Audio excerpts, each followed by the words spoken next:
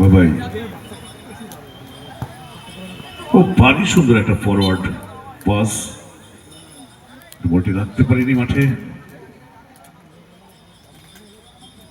প্রথমার্ধের খেলা এখনো পর্যন্ত গোল শূন্য।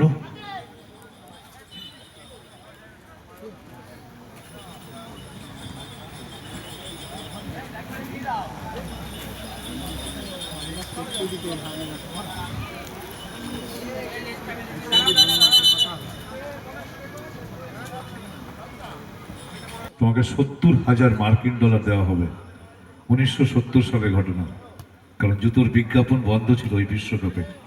সেটা ছিল 70,000 মার্কিন ডলার পেয়েছিল পেলে পুমা কোম্পানির কাছ থেকে। 1970 সালের ঘটনা। রাকেশ বাদিক থেকে একটা ফরওয়ার্ড স্কোয়ার। বাবা অনেকটা উপরে উঠে গেছে।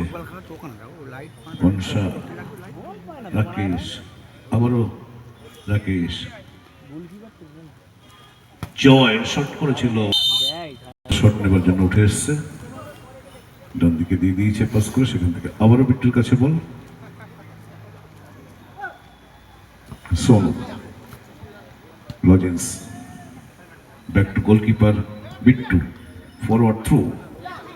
ওখানে সোনু